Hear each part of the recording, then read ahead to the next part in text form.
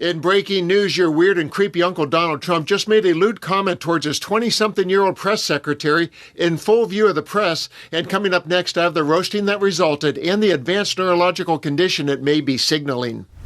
I'm Dan, and welcome to another Occupy Democrats video. To get all of our reports on Trump's continued descent and his destruction of everything that is normal, please hit that subscribe button.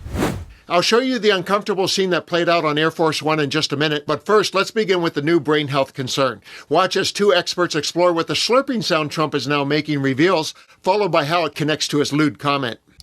Donald Trump is giving away the fact that he has some type of neurological condition just with one sound, and here it is. Watch it do well. Did you hear that slurping sound? Do well. That slurping sound is an indicator to me as a speech language pathologist that something is very, very wrong with this man's brain. So what happens, what's going on with that slurping is likely that he is losing his passive swallow reflex.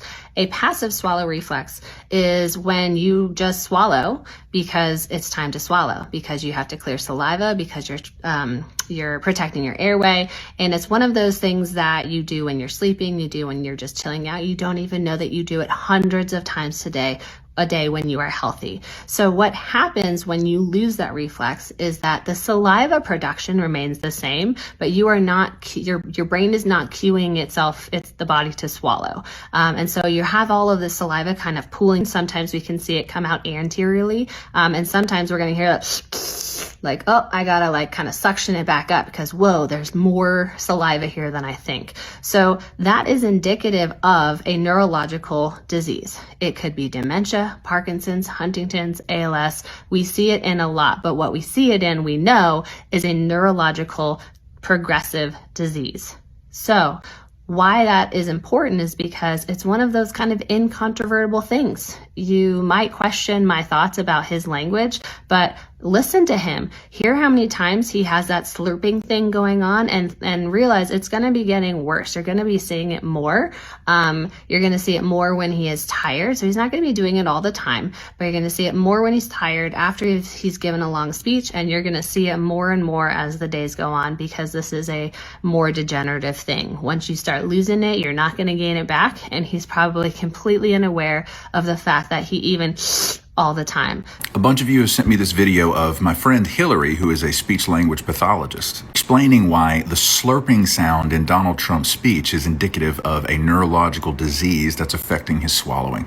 I'm a physical therapist with a doctorate in my field and 14 years experience working in home health care treating geriatric patients with dementia, just like the president. The number one cause of logging off for the last time for a person with frontotemporal dementia, which I believe the president has, is pneumonia related to aspirating food or fluids. She's correct in everything she's saying. All of these symptoms in particular are going to get worse, and they're very dangerous. I think he's got 2 to 4 months left in the land of the living, or before they invoke the 25th or impeach him, based on all these symptoms piling up and his possible history of stroke, TIA, heart failure, and kidney disease. Thank you for your attention to this matter. So frontal temporal dementia is his theory for the slurping sound. Let's call that Exhibit A. And you know what else increases when a person is in the grip of FTD? Socially inappropriate behavior with a lack of self-awareness. And with that said, let's look at Exhibit B. When will you meet with Machado this week? Looking for something to grab here because it's going to get rough, and I don't seem to be in a. I think you did this to me. You put me in a position where there's absolutely nothing to grab. So I'm looking for something to grab, and it's not going to be Karoline. Sir, have any oil companies made commitments to you, sir? Have any oil companies made commitments to the United States after your meeting on? And the internet did not disappoint in calling out Donald's demented comment. Anatoly, Ukraine reacted with a cramped airplane hallway, a hot mic, and the President of the United States joking about grabbing someone. Again, not policy, not leadership, just the same old instinct slipping out like muscle memory. The room laughed, the staffer smiled, and America remembered exactly who he is. How many times does the mask have to fall before we stop pretending? Lucy's Booth, commented the President of the United States, publicly joking about sexual assault again while whining about being a victim. This isn't humor, it's entitlement, misogyny, and rot, said out loud because he thinks he's untouchable, and Jean-Luc provided an international point of view. I have to tell you, from the perspective of foreign countries, your president is such a clown that one never knows whether it's an AI or not. And this bizarre comment is just the latest he made about her. Who can forget these utterances that exposed his inappropriate infatuation? When she gets up there with that beautiful face and those lips that don't stop, up like a little machine gun. It's that face, it's that brain, it's those lips, the way they move.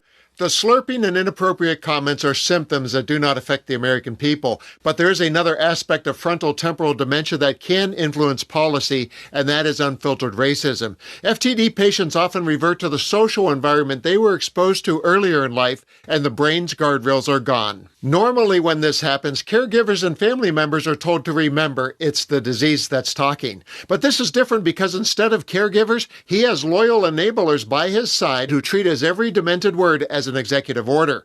And his racist thoughts are not written off. They are written into policy week after week after week.